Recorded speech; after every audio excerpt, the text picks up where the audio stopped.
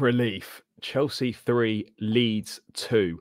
Just back from Stamford Bridge. Not really sure where to start with that one, but match reaction coming up. Make sure you run the likes up, subscribe if you're new around here. As always, leave your thoughts in the comments below. And yeah, that was a close one. As always with the cup, the most important thing is getting the job done and getting through to the next round.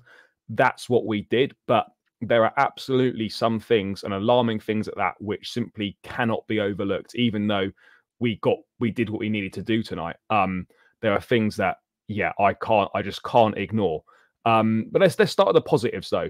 Through to the quarterfinals, 3 well taken goals. Mudryk played well in that number 10 role, and then the negatives, everything else basically, everything else. Yeah, look, I don't want to sort of be too negative about the whole situation because we have won and we are through to the next round. But at the same time, I mean, that performance was dreadful, absolutely dreadful, particularly that second half. And obviously, Conor Gallagher rescues us with a last-minute winner, and it's hard to even enjoy the dopamine from that late winner because that game just was energy sapping. It really was. The players are tired. I get it, but we can't keep. It's so strange how we simply cannot keep the ball and we can't manage games. We're simply running Enzo and Caicedo into the ground until another injury occurs, and it just feels like the end. The end for Pochettino is inevitable. We are so desperate for a world-class director, and we need one of those ASAP. And that for me is the most important thing to get in the summer. But you got Pochettino speaking after the game, and he's saying that Enzo and Caicedo are playing. We don't have players to sub and rest. The changes were because we needed to give some rest. And I'm thinking, hang on a second, one of the best players on the pitch tonight over that 90 minutes, Archie Gray, top player, 17 years old from the Leeds Academy. Liverpool tonight against Southampton, similar level of opposition, started 5 under-21 players, and they all looked comfortable. There is always a choice. Let's be clear about this. And this is not me being pro-academy. This is just saying there is always a choice, and brave managers take it. And Pochettino could have played Michael Golding. He could have played JJ Morgan. We could have used some of these guys, but he chose not to do that. And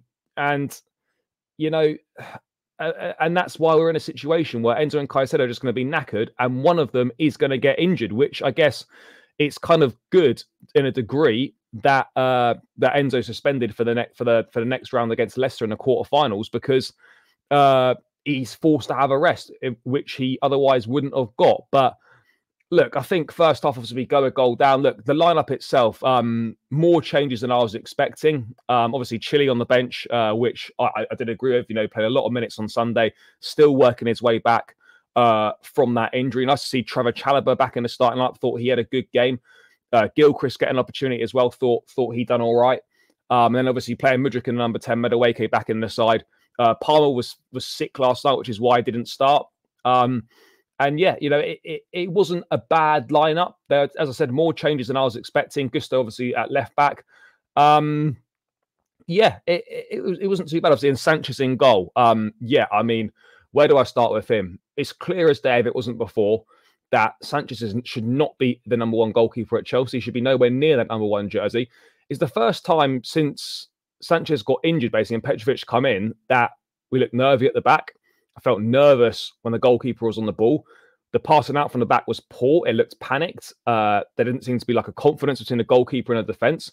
And that's no coincidence. We've not really seen that when Petrovic has been in goal. As soon as Sanchez comes back in goal, suddenly there seems to be panic at the back. The passing out from the back seems to be all over the place. Yes, for the goal, you can't really blame it too much on arrogance from passing out from the back because Disasi simply holds on to it for too long. He should have released the ball quicker to Caicedo. But there's no coincidence for me that those sloppy errors and the nervousness when we were on the ball at the back and trying to play out was the worst it's been in a long time, and that coincides with Sanchez coming back in the side again for the goals. Could have maybe done better. Maybe for the opening goal, could have got a hand to it.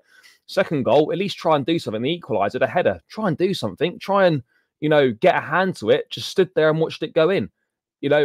He cannot be the number 1 if he's still in the lineup. If he's still in the team on Saturday, we're gonna have major issues on that front. But look, we get back into it. The equaliser from Nicholas Jackson, a well taken goal, nice build up involving Madueke and Caicedo, and it's a good nutmeg to finish, and that takes Jackson to 10 goals for the season, now double figures, which I think is not a bad return considering it's his first season in the Premier League. And then obviously we get the second goal from Mykhailo Mudryk. Nice work between Gusto and Sterling on the left, and then obviously plays it across, and it's a really nice finish from Mudryk. And you know what, Mudryk in that 10 role was a real positive. He was getting on the ball, he looked more involved, he was making things happen. It's a great finish, as I said.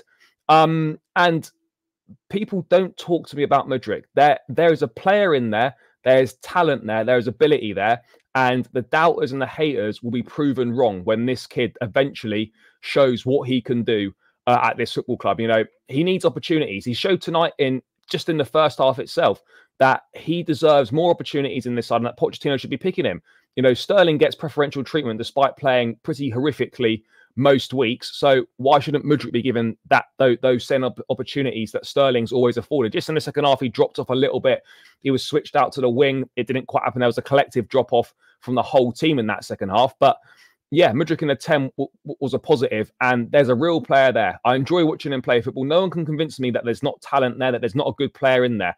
And we're just waiting for it to come out. But he just needs more opportunities to see it. He didn't quite complete the full 90 tonight, virtually did, which would have basically been his third full 90 minutes since he joined the club. And, people are expecting him to improve when he's getting scraps for opportunities. Give this guy opportunities, give him regular minutes, and you will see what he can do, and you'll see him thrive. So I don't want anyone coming at me in the comments and saying that Mudryk's this and that, because there's a player there and his ability there. Believe in the boy, back him, and when he gets given the opportunities, he will show what he can do.